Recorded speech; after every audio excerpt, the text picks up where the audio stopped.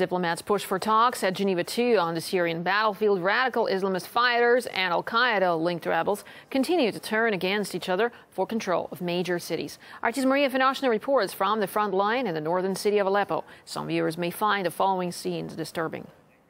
The Aleppo region in northern Syria, one of the richest and most developed before 3 devastating years of war, has been the scene of some of the fiercest clashes between government troops and the rebels fighting shoulder to shoulder with a number of different Al-Qaeda-affiliated groups.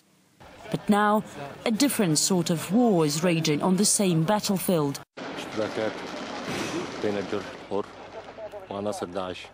The moderate Free Syrian Army, an umbrella military organization uniting anti-Assad forces since the beginning of the conflict, is battling numerous radical jihadist groups who, they say, hijacked their revolution in order to establish an Islamic caliphate in Syria.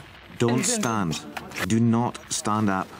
We head up to the roof of one of the highest buildings in the city of Aleppo. The Syrian army's line ends at the Huzaifa mosque. After that, we have no control. The militants are only 50 metres beyond the mosque, and the area is just full of militants. 500 metres from here and beyond, it's just full of them. We hear clashes nearby, but the Syrian army is not even involved. The confrontation is now between the Free Syrian Army and the jihadists of ISIS. When darkness comes, we'll join the fight, but for now we are on standby. We don't have any troops there.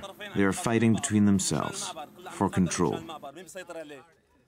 According to the Syrian Observatory for Human Rights, the London-based opposition group relying on activists in the field for their data, around 1,400 people have been killed in the country since hostilities between the rebels and jihadists broke out this January. Among the dead are hundreds of moderate rebels and nearly 200 civilians. In an audio message posted online on Thursday, the Al-Qaeda leader Ayman al-Zawahiri called on his militants to immediately halt the fighting between brothers. But clashes, executions and torture between those who were once comrades continue. And with the Syrian government and opposition now starting their first dialogue in 3 years, the question is now how this internal rebel fight will affect Syria as a whole. Some say it would most likely weaken the whole anti-Assad movement. Others fear the rebels would be completely taken over by the jihadists. That's a scenario that could harm and even potentially undermine the prospect of peace that's been pursued at the current talks in Geneva. Maria Finashna, RT, from Syria.